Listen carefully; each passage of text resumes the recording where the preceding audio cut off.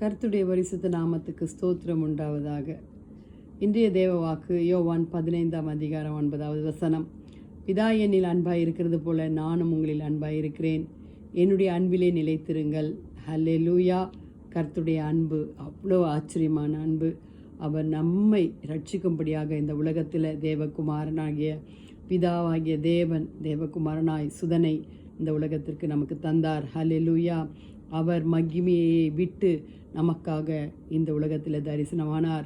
பசினாலும் தாகத்தினாலும் ஆண்டவர் தாமே வனாந்திரத்தில் ஆண்டவர் தங்கினார். நிந்திக்கப்பட்டார், துன்பப்படுத்தப்பட்டார், அடிக்கப்பட்டார், துப்பப்பட்டார், மரத்திலே அறையப்பட்டார், மகா கொடூரமாய் வேதனையிலே மரணத்தை அடைந்தார். ஆனாலும் 3ஆம் நாள் உயிர்த்தெழுந்து நம்மோடு கூட தேற்றவலனாய் அன்பின் தேவனாய் நம்மோடு கூட இருக்கிறார். அவருடைய அன்புக்கு இணை வேறு எதுவுமே இல்லை. ஹல்லேலூயா. தேவ பிள்ளைகளே, நம்மளுடைய பாவங்களுக்காக பிதா குமாரனை தந்தது போல அவருடைய அந்த தோளின் மேலே தாய் சுமப்பது போல நம்மை சுமக்கிற அந்த அன்புக்கு இணை வேறு எதுவுமே கிடையாது. அவர் விளம்பின இந்த அன்பில் நாம் சோர்ந்து போக மாட்டோம், குளிர்ந்து போக மாட்டோம், பிரிந்து போக மாட்டோம், மாறி போக மாட்டோம்.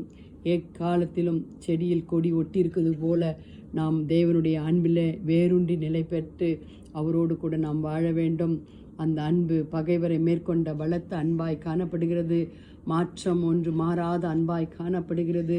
ஹல்லேலூயா. நம்முடைய தேவன் எல்லாவற்றையும் அன்பால் நம்மை ஹல்லேலூயா நம்ம வசனத்தை வாசிக்கணும்லாம் அன்பு அன்பு பெரிதுன்னு தான் சொல்லிக்கிட்டே இருப்பார். அவர் அன்பை காட்டுகிற தேவனாய் இருக்கிறார். ஹல்லேலூயா. அன்பு ஒருபொழுதும் குறைந்து போகாத தேவனாய் இருக்கிறார். ஹல்லேலூயா. அதே போல் முற்று முடியும் ரட்சிக்கும் அன்புடையவராக இருக்கிறார். முடிவு பரியந்தமும் அவர் அன்பாகவே இருக்கிறார். சீஷர்கள் மத்தியில் எவ்வளோ குறைகள் காணப்பட்டாலும் அவர் அந்த சீஷர்களை மன்னித்து விசுவாசம் அன்பு குறையாதபடி அவர்களோடு கூட நடந்தார். ஹல்லேலூயா.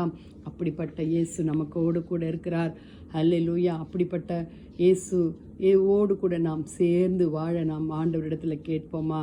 தேவனை நேசிக்கும் அன்பு நம்மிடத்தில் நாம் காணப்பட வேண்டும். உன்னை நேசித்த ஆண்டவர் ஒருபோதும் வாலிப பிள்ளைகளை கைவிட மாட்டார் என்று நீங்கள் நினைக்கணும். மனுஷரால் உனக்கு என்ன நேரிட்டாலும் சரி, சாத்தானால் உனக்கு என்ன நேரிட்டாலும் சரி, நீ சோர்ந்து போகாதே. அன்பின் ஆண்டவர் உன்னை முற்றுமுடிய ரட்சிக்க வல்லவராக இருக்கிறார். இப்படிப்பட்ட அன்பில் நிலைத்திருக்க வேண்டும். வேத வாசிப்பில் நிலைத்திருக்க வேண்டும். ஜெப தியானத்தில் நிலைத்திருக்க வேண்டும். பிறருக்கு ஆண்டவரை பற்றி நாம் சொல்ல வேண்டும். ஹல்லேலூயா.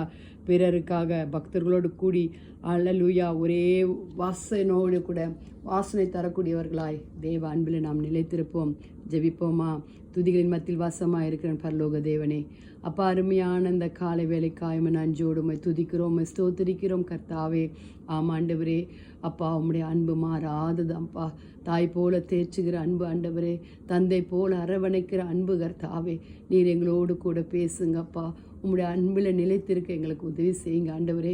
அப்பா, ஸ்தோத்திரம். எங்களுடைய நிலைமைகளை நன்றாய் அறிந்த தேவன் நீங்கள் ஏசப்பா. வாலிப பிள்ளைகளுக்காக அழிந்து போகிற ஜெனரேஷனுக்காக செபிக்கிறோம் ஆண்டவரே. அப்பா, ஒரு கூட்ட ஜனம் ஆண்டவரே பாவத்தில் மூழ்கியிருக்காங்கப்பா. அவங்களெல்லாம் நீங்கள் தொடுங்க ஆண்டவரே. வியாதிஸ்தர்களுக்காக செபிக்கிறோம் ஆண்டவரே. உண்மை அறியாத ஜனங்களுக்காக செபிக்கிறோம். மழை வெள்ளத்தில் கஷ்டப்படுகிற ஜனங்களுக்காக ஜெபிக்கிறோம். மரணத்தில் போராடுகிற ஜனங்களுக்காக ஜெபிக்கிறோம் ஆண்டவரே. ஊழியக்காரர்களுக்காக ஜெபிக்கிறோம். சுவிசேஷம் எங்கும் பரவ கர்த்தர் உதவி செய்யுங்கப்பா. இந்த கிறிஸ்மஸ் காலங்களில் ரட்சகர் அன்பாக இருக்கிறது போல நாங்களும் ஒரு அன்பாக இருக்க கர்த்தர் உதவி செய்யுங்கப்பா. உங்களுடைய நாமத்துக்கே மகிமை உண்டாகட்டும். உங்களுடைய வருகைக்காக எங்களை ஆயத்தப்படுத்துங்க. துதி கன மகிமை உமக்கே செலுத்துகிறோம். மீட்பர் இயேசுவின் மூலம் ஜெபம் கேளும் பிதாவே.